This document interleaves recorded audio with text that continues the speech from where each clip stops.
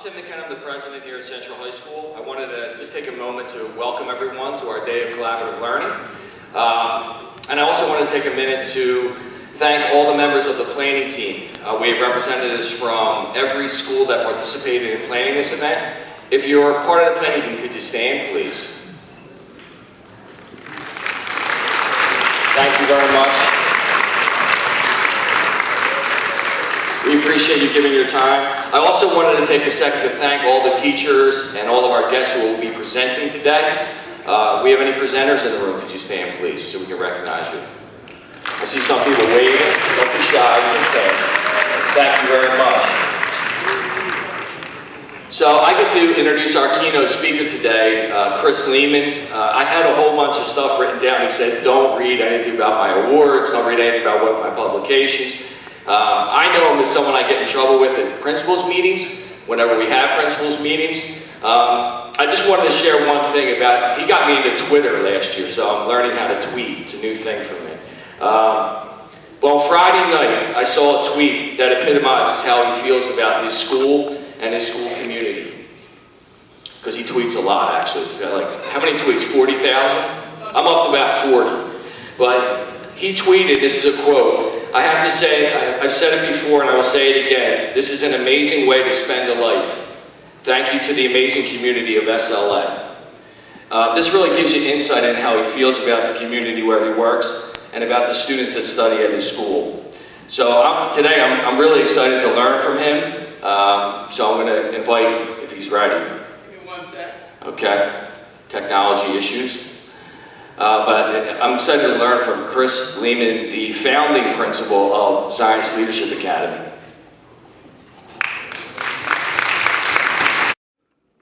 Again, nothing like giving a talk in my hometown.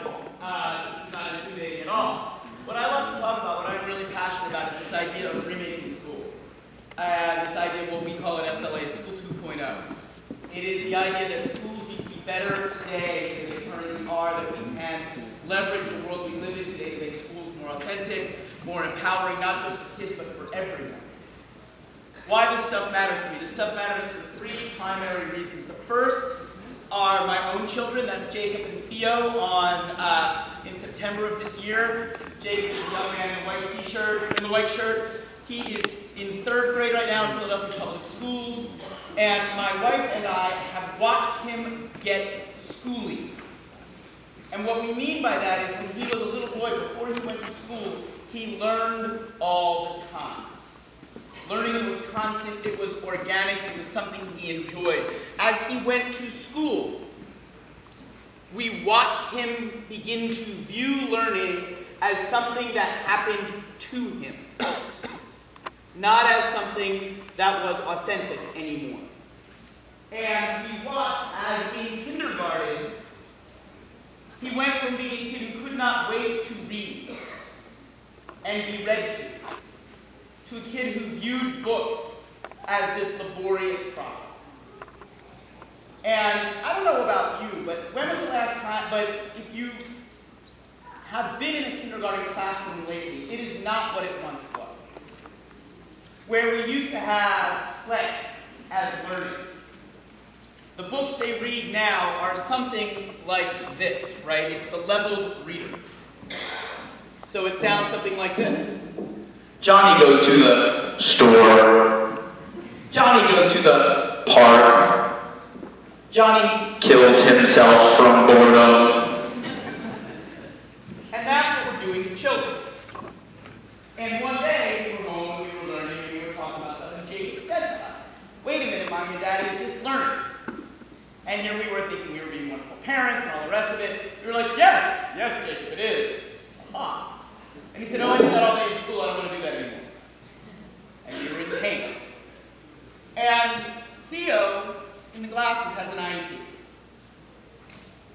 And I never, ever want one of his teachers to look at this brilliant, creative, wonderful child and think, I have to get this kid to pass the test? So that is reason one. I need our schools to be better for my children. Just out of curiosity, how many people in the room are parents? Okay, how many people in the room have had this moment? At that moment where there was of separation between you and your child. Whether it was on the playground, whether it was when they got on the bus, when it is, whatever, however that moment of separation happened. How many people had this thought? Please don't let school screw them up too badly today.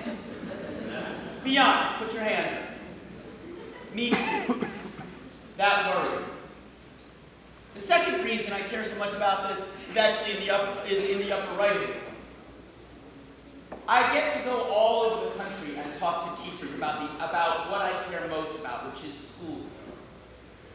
And teachers are profoundly uneasy. This is not a hard sell to convince all of us in Philadelphia of that sense of unease right now. How many people think that your school is doing it 100% right for kids? How many people think your school's going 80% right for kids? Yeah, yes, I like it. Thank you, I like it. How many people think your school's getting half right for kids? We don't have the whole room raising their hands. And that is, by the way, not at all endemic to Philadelphia. All over this country, teachers feel like something is wrong, like we are not doing it right for children. By the way, as an interesting aside, I had the opportunity to speak to a group of teachers in Vancouver recently. They all think their school's doing awesome for kids. It was really funny. They were like, oh yeah, 80%, awesome, yay, awesome, we're great. I was like, yeah, damn it. Of course, is kids. And probably the most important. This is a picture from the founding class of SLA on Ribbon Cutting Day back in 2006. If you ever want to be profoundly humble, start a school. We had 125 families take a risk on us when we were a construction site and an idea. And I said to that group of families at graduation, I said to them, I can ask you now, what were you all thinking? And what we knew to be true was this, which is these parents believed in us. They believed in this idea that school could be better. And what we realized was that all over our city, all over our country, parents send us their best every day. They send us their children. They really don't leave the good ones home for someone else to teach, I promise. We have to be worthy of that. We have to be worthy of the fact that parents trust us with their children. I feel this profoundly both as a parent and as a principal.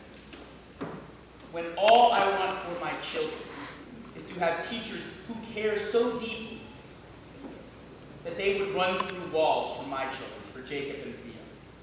And as a principal, that we should be willing to do the same for the kids in our children. So I'm going to talk to three biases in my speech. Anyone know who this is? There we go. John Dewey. Raise your hand if you've read John Dewey.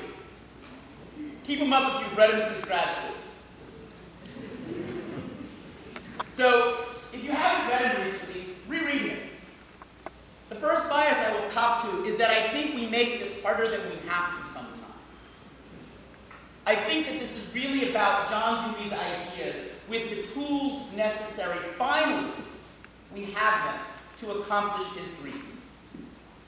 I am an incredibly derivative human being. I am the son of a lifelong teacher and a union lawyer. So none of these ideas are my own, and everything that I say is derivative of basically what my parents taught me, and they like it when I say it.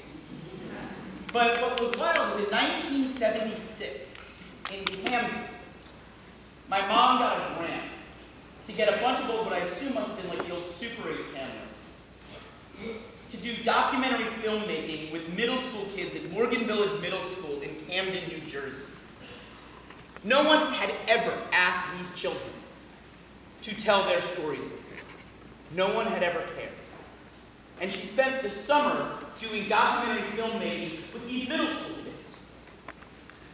The problem with that was in 1976, the final product looked like what those old home movies used to look like.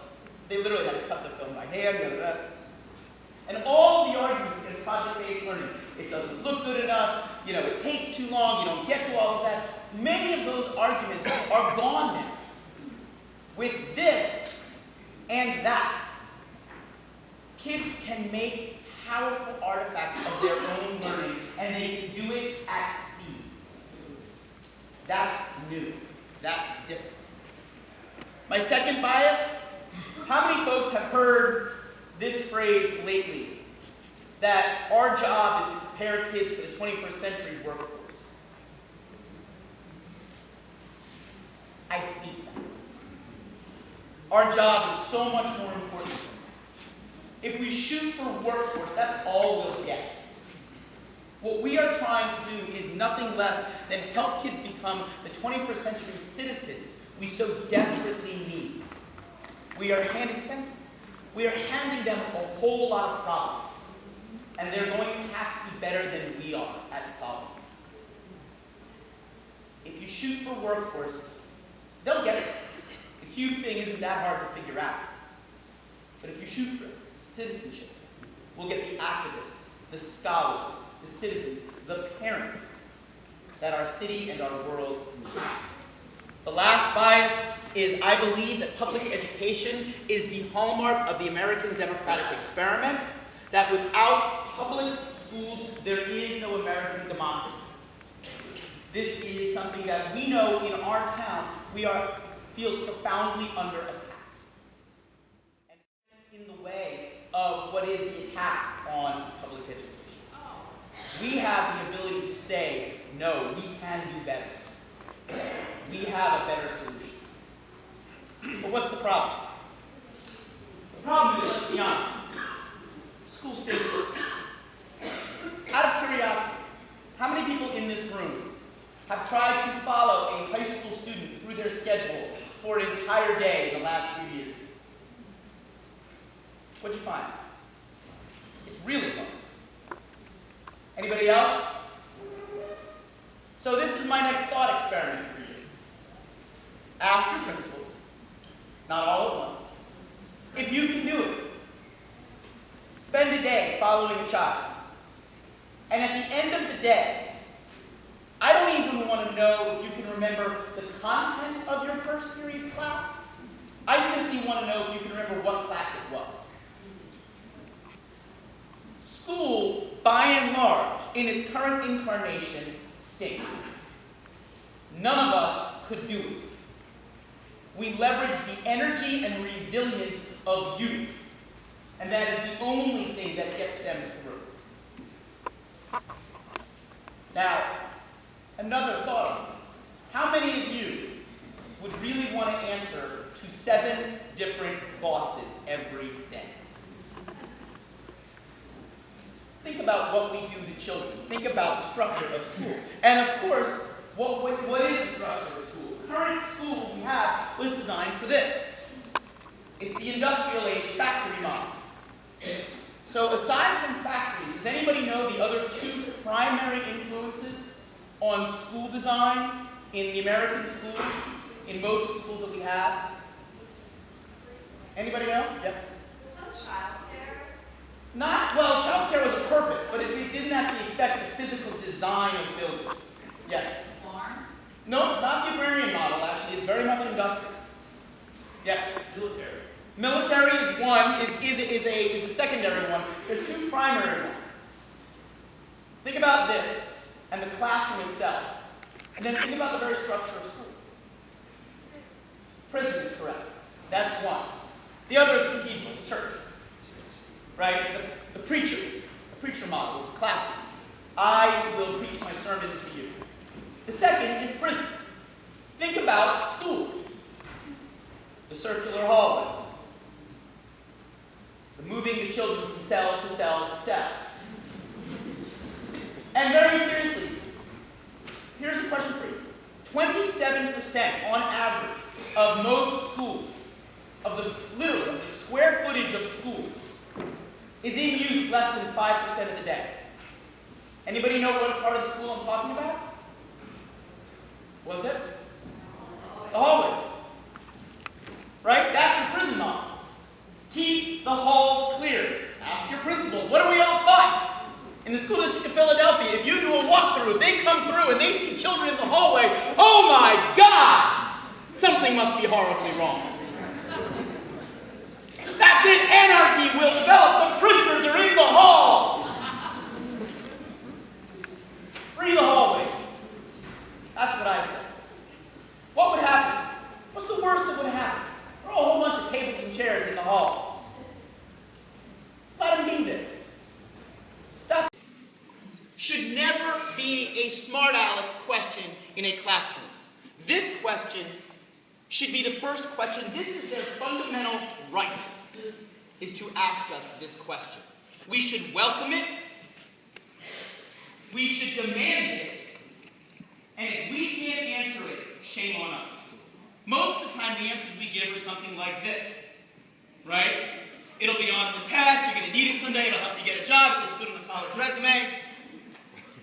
When the real reason is somebody told me I had to teach it, or I had to learn it, so do you.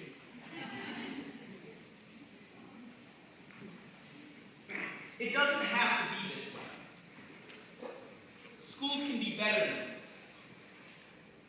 Schools can teach us how to learn.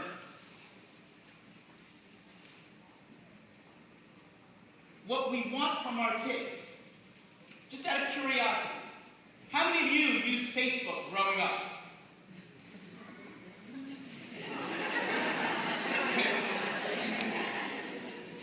The 23-year-old just annoyed everybody else.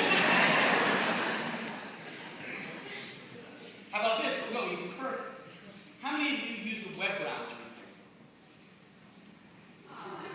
We're still barely at half the room. Anybody know the technology that our kids are going to use when they're 40, 45 years old? Anybody know what challenges they're going to have to face? Anybody even know what fuel will power their cars? If our children don't know how to learn, if they do not have the agility of mind to adapt to a hyper-changing world, we have not done our jobs. And of course, when you teach kids how to learn, the dirty secret is you can help them learn how to live. I'm going to talk a little bit about this project that you see up here. This is this amazing Spanish 4 project that is done by Melanie Manuel, who I think is in here somewhere. There she is. She's like, I'm really embarrassed now. This is this incredible project that blows me away every year when I see it. It is a Spanish 4 project. What the kids do is they write an essay about who they are in Spanish. I can barely write that essay in English. I don't think I'm that reflective.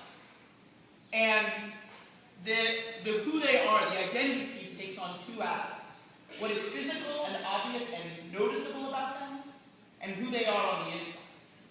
As they are doing this, they are learning about the value and the power of masks in Latino Hispanic culture. Then they are designing masks that are meant to demonstrate who they are. And then they are using the actual essay itself to decorate the mask. And if I had some cool 360 technology here, I would flip this for you, because what you see on the front is everything that is visible about them. And what you see when you turn it over is everything that is invisible about them. That kind of investigation, that kind of ability to use self as text in another language, schools can help us learn to live. Now, I'm going to talk a little about the problem that we have today, right? This is Sam, and what Sam is doing in this is he's got a document camera, he's doing an earthworm dissection, he is taking photos of the earthworm dissection, he's pulling them into his laptop, and he will use Sketch or something like that to annotate the pictures he's taken, and he will pull that into his laptop, which he will then publish on his website. It will be as polished and as powerful as anything that you would see in a textbook. And nobody will care unless there happens to be a question on earthworm dissection on the biology keynotes. The really sad thing about where we are today is that kids can do more, create more, share more powerfully than ever before. And we are measuring them in the oldest and most reductive way possible. And let me talk a little bit about one of Philadelphia's favorite terms, data-driven decision-making. Yeah, I knew that was going to say this crowd. I'm a big fan of data. I actually love to make data-driven decisions. However, I think to make data-driven decisions, you have to use good data. And the data we are using on kids, by and large, is the worst, most reductive stuff ever. Let us work hard at doing what we need to do, which is developing systems to measure the best data we have on kids.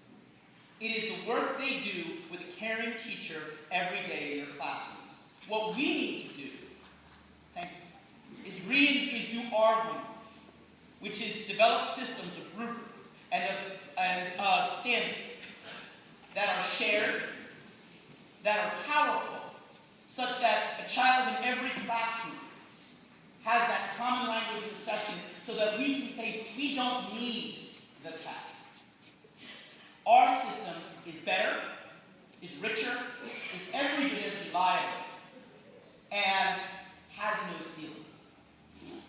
Doug Christensen is one of my favorite theorists in education. It's a great line.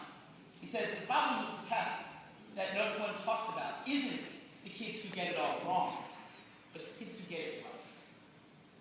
Once you've answered the questions on a test, you're done. Let us reinvest ourselves in the work that allows kids to keep learning, that tells them there is no ceiling to what you can learn. And to do that, we have to reclaim our language. We have to own what we do better. So a few phrases that I want to ban from our lexicon. Number one, how many people have heard someone, and all the principals better raise your hand because I go to the same meetings you do, use the phrase, deliver instruction? I don't know what that means. You deliver pizza. You don't deliver instruction. Because if you can deliver instruction, you can package it. And if you can package it, Pearson can sell it to you. But they'll give you a hell of a deal, they promise.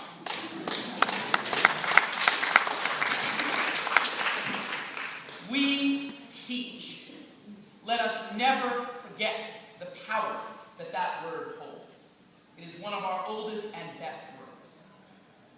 We also have to understand that when it comes to technology, this is not personalized.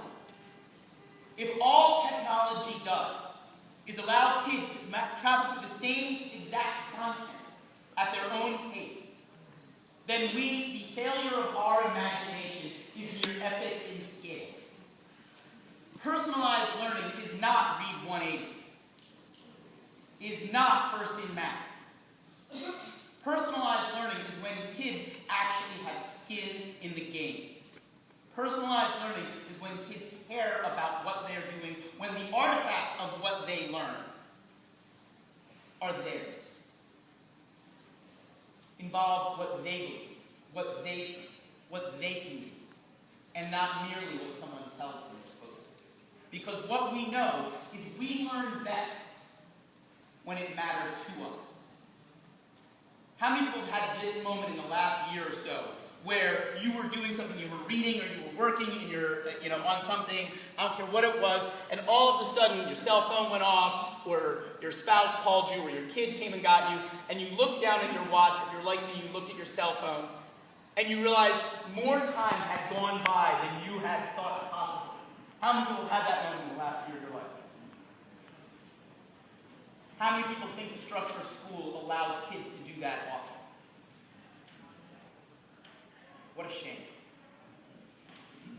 Shame on us that we would deny kids the right to see learning that way. Because what we know to be true is that if you want creative kids, if you want, and I love that it's John Cleese of Monty Python's fame that said this, if you want creative workers, give them enough time to play.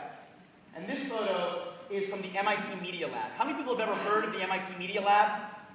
All right, coolest place on earth. If I die and come back 10 times smarter than I am, that's where I want to spend my life. It is where the smartest people in the world build stuff that will literally change the world. And I don't think you can see it on this photo, but the motto of the MIT Media Lab is right here. It says, lifelong kindergarten. And it is not the kindergarten that Jacob and Theo have had. And I'm really upset about that. These people, the smartest people in the world, have a sense of awe and wonder and play that is amazing. And I hate people who read off their slides, but I'm going to do it this month. It's really important for this audience, for considering who we are. Right? When we think about what schools should be, when we think about what we can do, think about this. Angelo Patri said this. He said, what the school system needs to understand is that its strength lies not in the strength of the central organization, but in the strength of the individual school, not in making one school like another, but in making each school a distinct unit. The need of the system is the preservation of its units, so that each school can keep itself alive, wide awake, responsive to its people, easily adaptable, the best of its kind. Sounds like the school district of Philadelphia, right? We can do this. This group can do this. The goal isn't to make Harvard like Central, like Masterman, like SLA, like girls, like arts. Did I miss anything? Salt, like salt, my apologies. They didn't tell me you were here. The goal is to make each school the best version of itself. That is our charge. And we can do that together. And we can do that banking both first on our traditions, but also looking forward, because the illiterate of the 21st century will not be those who cannot read and write, but those who cannot learn, unlearn, and relearn. And to prove my point, this picture is from the Slide Rule Museum. How many people in the room will cop to learning math from a slide rule? When was the last time you picked one up? There you go. And I can picture the last teacher to use the slide rule to teach. I can see her in her classroom now. Little old lady, wizened old lady, clutching her slide rule. She is convinced that Texas Instruments is the work of the devil. But the problem is, what she failed to realize is that the way she was teaching was no longer about the children. It was about her and what she was good at. So my challenge to you, especially on a day like today, is what are you willing to unlearn? What are your sacred cows? And I'll mock myself for this one. Can anybody read what the code on the screen is? Can anybody see it? Probably too hard yet. It's HTML. That is correct. It is the language of the web. So in 1996, I was teaching in New York City. I was an English teacher. I taught kids English. And I was doing a cyber mentoring project because I realized with 120 kids on my roster, I could not authentically give them enough feedback. And I taught all my kids in an old Linux box to put up their pages as websites. And I taught every single kid to code HTML because every single kid needed to learn HTML. It was the language of the future. And it was awesome. It was cool. I was going to conferences. I lived in New York. I wore all black. I was hip. Except the idea that every child needed to learn HTML was obsolete the day Microsoft Word put out the update that said, save as web page. And for 2 more years, I taught every kid HTML because it made me cool. And I almost missed the entire blogging revolution. What will you unlearn? What do you do in your classroom that is about you instead of about what the kids need? So let me give you some ideas on how we can change. The first is we've got to tell a better story. I love Flickr. I love to find pictures up there. I found this picture with the caption, "Look at my shiny new classroom." Well, the desk legs are new. Are blue. That's kind of new. I've never seen that. That's probably an update in the catalog. But short of that, this could be 100 years old. We have to tell a better story. The first thing we have to understand is we have to create caring institutions. The game is won or lost in the difference between care about and care for. And let me ask some questions. What do you teach? Raise show of hands. Tell me what you teach. I teach kids math. See, you've heard the speech before. Yes. Brian cheated, I should call him first. All over, you ask people what they teach. I teach science, I teach history, I teach English. No, we teach children. The game is won or lost, and the difference between the statements, I teach math and I teach kids math. Let the universities teach subjects. We teach kids. Elementary schools, by the way, get this better than we do. We teach the children. Now, we need structure to allow us to do that, and there's very little in our structures that let us get there. We can talk about that too. The other thing we have to understand is that schools must be inquiry-driven. They have to be about powerful questions that kids and we can ask together. This isn't just Socratic, where I ask a question and you give me the answer. This is about us and kids together being willing to ask questions we do not know the answer to. When we do that, it leads to a student-centered school. It is not about us. This that I'm doing right now is fine because I only got you for an hour or for 45 minutes. But if I had you for 180 days, you should never hear me talk this much straight. Shouldn't happen.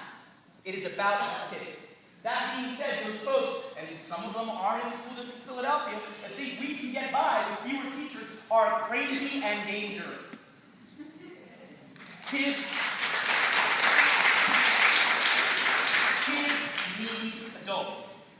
Kids need mentors. But we have to understand that our role must change. Any teacher who can be replaced by a computer should be. If what you do in your classroom does not leverage the relationship between you and those children, if there is no reason for a child to be in the room with their colleagues and with you, they won't be. They'll get on Khan Academy or whatever other thing, and they'll learn what they need.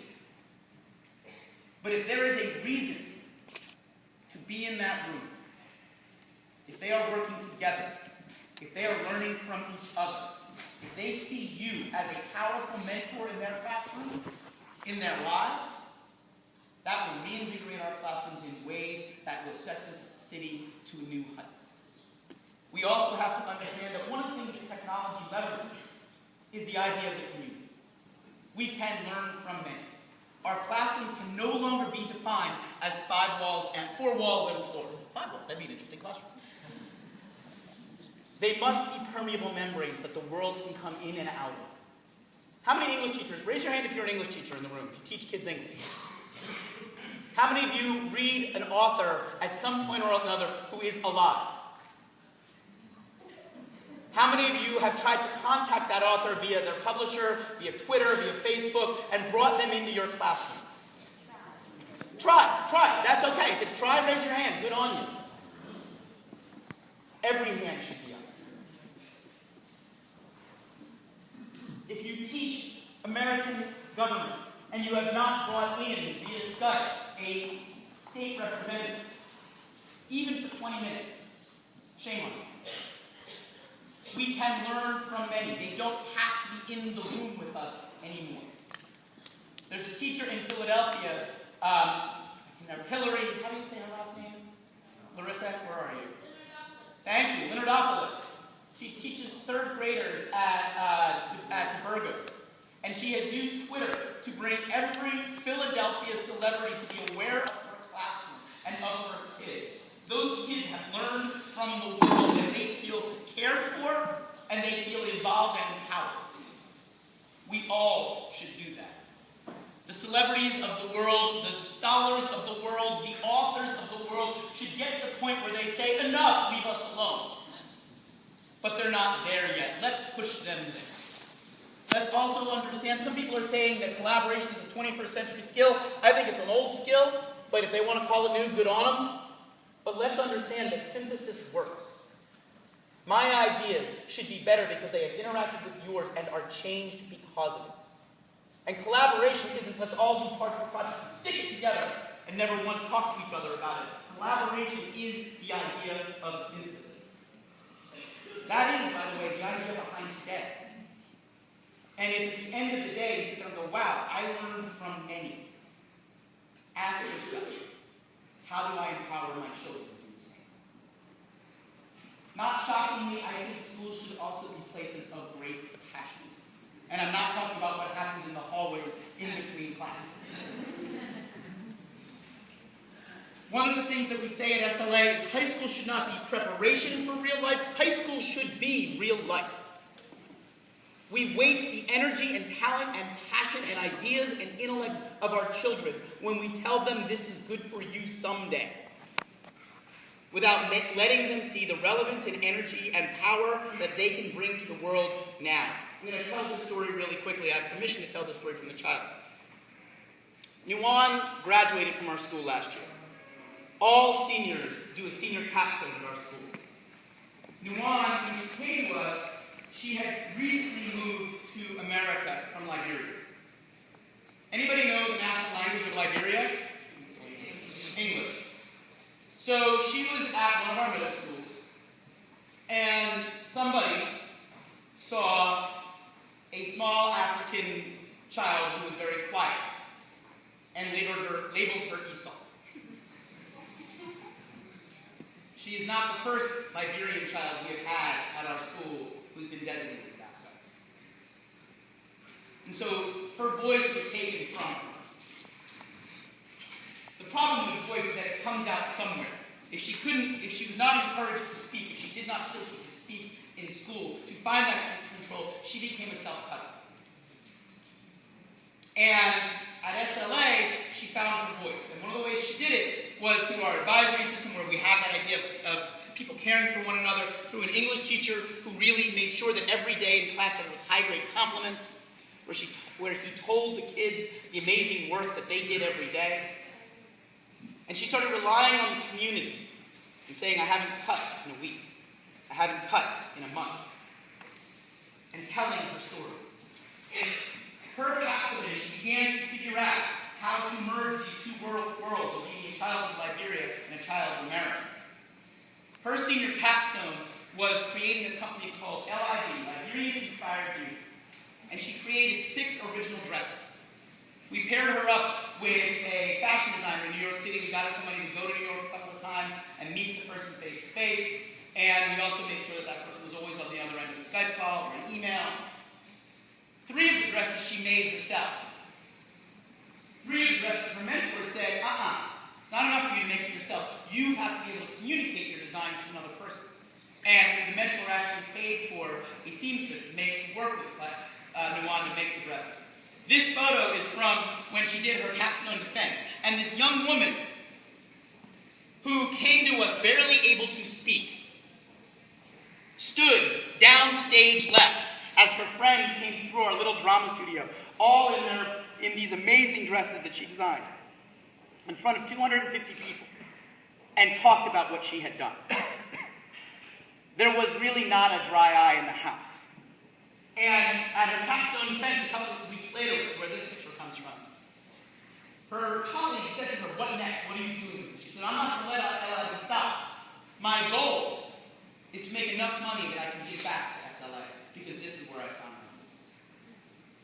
Schools can be places of incredible passion, where kids do real things that matter. Schools have got to also make more sense. We have to use tools like core values, like essential questions, like grade-wide themes, to make the day make more sense. This is an art project. This is a 9th grade art project that was in collaboration with the 9th grade biochemistry teachers. Marcy Hall had the kids doing linotypes. But what they were designing were elements. This is titanium. So as they were learning art, and they were learning to present their ideas visually, they were also integrating out the science that they were learning. We can teach kids that classrooms are not silos, but lenses with which to view the world. We can study questions like identity, and they can be asked, who am I? As they read Kindred, and watch a woman struggle with her own identity as a black woman in both modern and slave times. As they are studying African American history, as they are also looking at the biological sense of self in biochemistry. The day can make more sense. And of course, what we're really trying to do, we are teaching something that's cognitive. We want them to think about thinking. We want them to be able to be reflective enough to know how they learn best. When we do that, what we create are classrooms and schools that are understanding-driven and project-based. Now I want to talk a little about project-based learning. How many people think they do project-based learning in the room? Okay. So I have a litmus test question for project-based learning. When you say you do project-based learning, at the end of a unit, when you really want to know what the children have learned, what is your assessment tool? If your answer is a test, you're not doing project-based learning. You're doing test-based learning with projects along the way to keep children from getting bored. Project-based learning is when the work of the kids' own head, heart, and hands, when the work they own, that they do, that they create, is the most valued work of the classroom. And by the way, if you say you do project-based learning, and you get 30 of the exact same thing back, you are not doing project-based learning, you're doing recipe-based learning. There's a difference. When you do true project-based learning, the kids have got to own it. Now how do you build it? The first is a common language of teaching and learning. This stuff is hard. Project-based learning, when it goes wrong, it goes way wrong. Why have desks in rows and textbooks on the desks lasted as long as they have, even though no one thinks it's the best way to learn? It's because no one's ever gotten in trouble for it. Let's be honest. Principals, we can own this one. If you walk by a classroom and the kids have their textbooks out and they're all diligently doing their work and the teacher is solemnly walking down the rows, you think in your head, check, and you walk on to the next classroom. Whereas if there's a great big honking mess in the room, you're going to stay and make sure that that mess is good mess. One of the ways to make sure that kids do not get lost in project-based learning, inquiry-driven education, and modern education, is to build this common language of teaching and learning. How do we do it at SLA? First, common inputs. Everything we do at SLA, every lesson that we teach, every unit we do, starts with our 5 core values. Inquiry, what are the questions we can ask? Research, how do we find answers to those questions? Collaboration, how do we work together to make those answers deeper and richer and better? Presentation, how do we show what we know? And reflection, how do we step back and learn from what we've done? We have a common process. Everybody uses understanding by design as our unit planning tool. Is it the world's greatest unit planning tool? No, maybe, I don't know, but it's better because we use it together.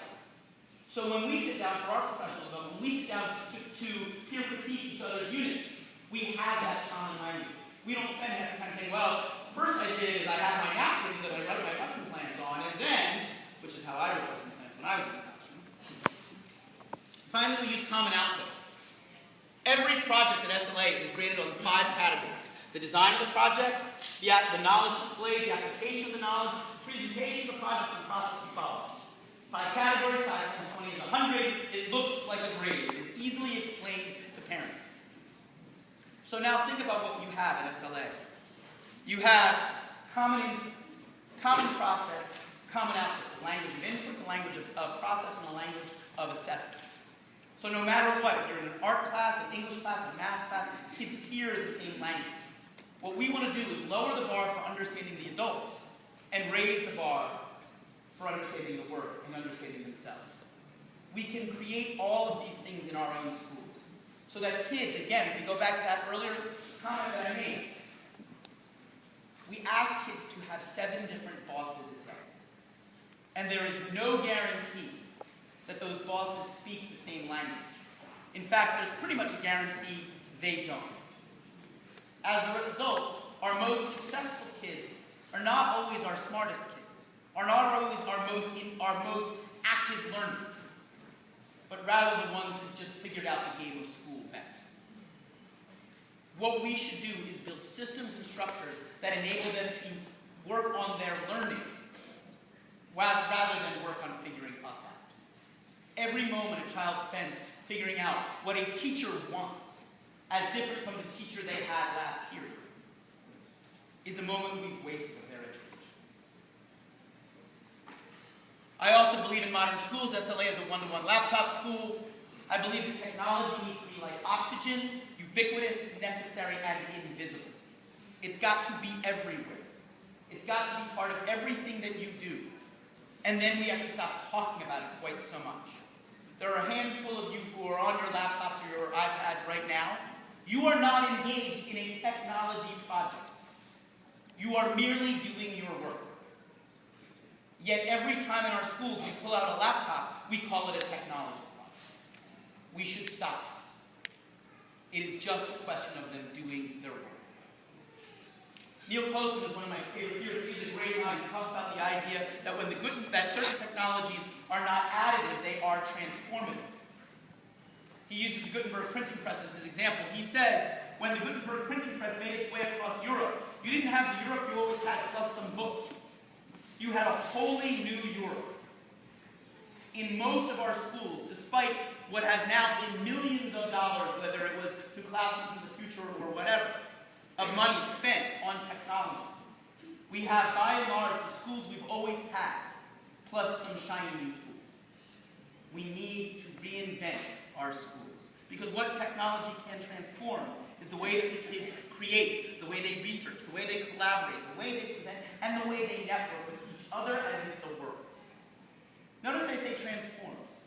Because schools have been doing these things for a long time. We can just do them better. For me, the goal of all of this, and what we want at SLA for our kids, is the hope that in 4 years with us, they have become more thoughtful, wise, passionate, and kind. And I don't mean thoughtful as a synonym for nice. I mean truly full of thought. If they are these 4 things, everything else will figure itself out. If we have helped them do this, then I believe they will be the citizens that we need. And I really believe that when we do that, our mission is to change the world. And we task our kids with that all the time. So how do we get there? The first is we have to be humbled by the enormity of this task. Being humbled in Philadelphia these days is not a hard task. We get it on a daily basis. But I also encourage you to be skeptical of anyone who says they have all the answers. We have had leaders in this district who have tried to tell us that, and we should be skeptical of that. I believe everything I have said up here today, and I can problematize all of it and tell you all of the problems. The other thing that I will say, and this is desperately needed in our town right now, have fun. Despite everything, despite all of the budget cuts, despite all of the mandates, we get to teach.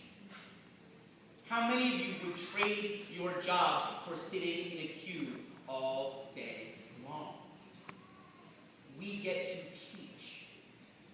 Never forget. Find moments of joy with your children every day. I already said to you I'm the son of a union lawyer, so of course the slide made its way in. But I don't just mean organize the old-fashioned way. I don't just mean PFP or CAS. I mean this. I mean with your kids. I mean with your parents. I got an email this morning from one of SLA's parents. They are taking kids out of school on Thursday to go down and testify at City Hall. Join us. Come with us.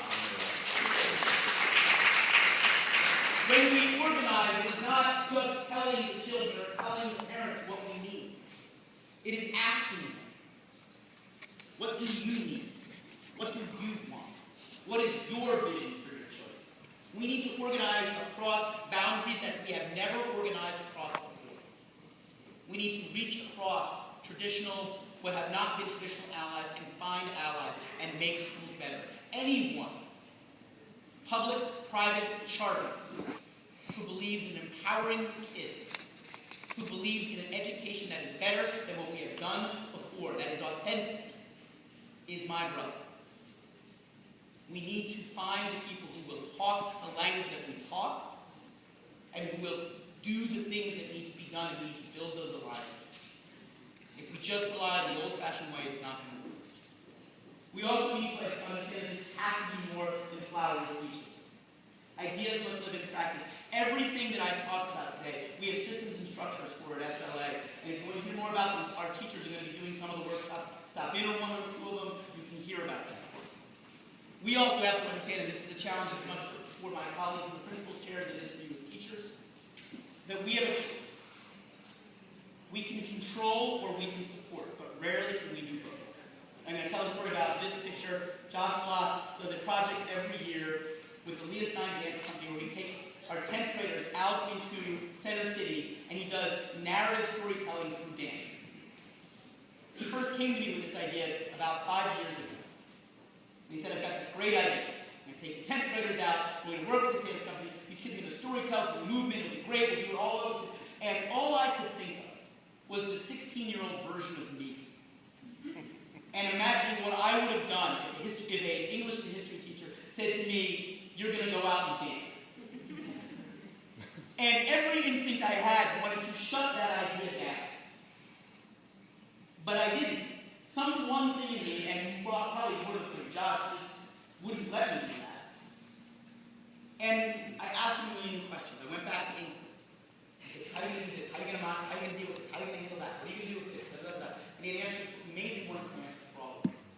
5 years later, it is one of the highlights of the 10th grade year, and alumni come back, alumni and alumni parents come back to watch the kids dance. 15 and 16-year-olds going out into their neighborhood and doing this. It is amazing. And if I would have given into my worst instincts as an administrator, I would have shut it.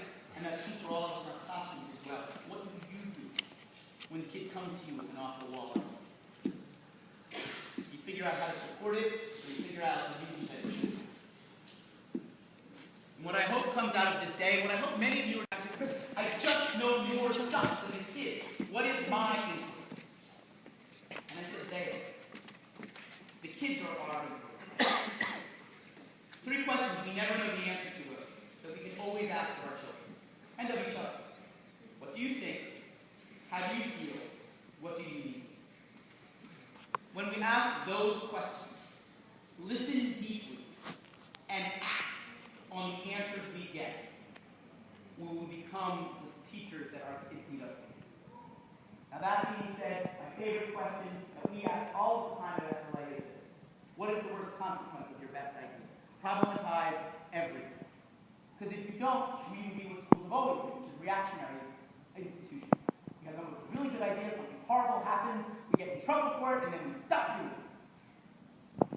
I've got a great idea. Let's give 500 kids laptops. Nothing bad could ever happen, right? If we had not gone through the iterative process of wondering what would happen when we let these kids take their laptops home, then the first time a parent came up to me and said, my child was surfing porn on your laptop, we would have never let him go home again.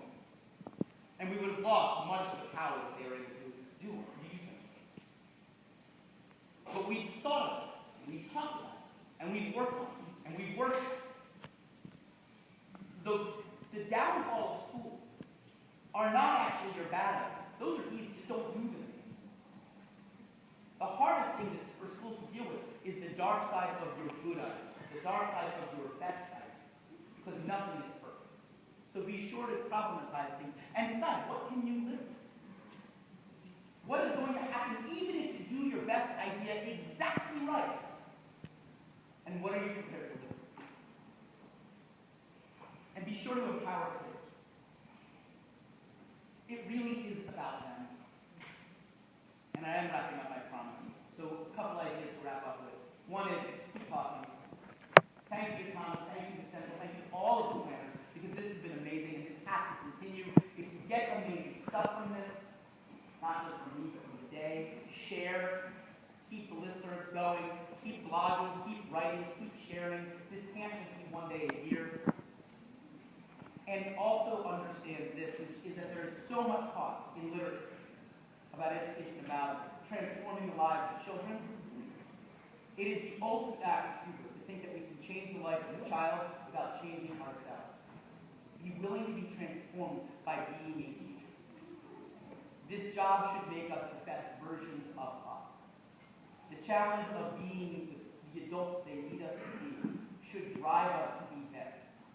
Because at the end of the day, we're not teaching stuff anymore. We're not teaching facts and figures. The kids have in their pockets access to more information, more data than we have in our heads. So what do we teach? We teach the most important thing we've ever taught. And it's the thing we've always taught, that great teachers have taught for generation.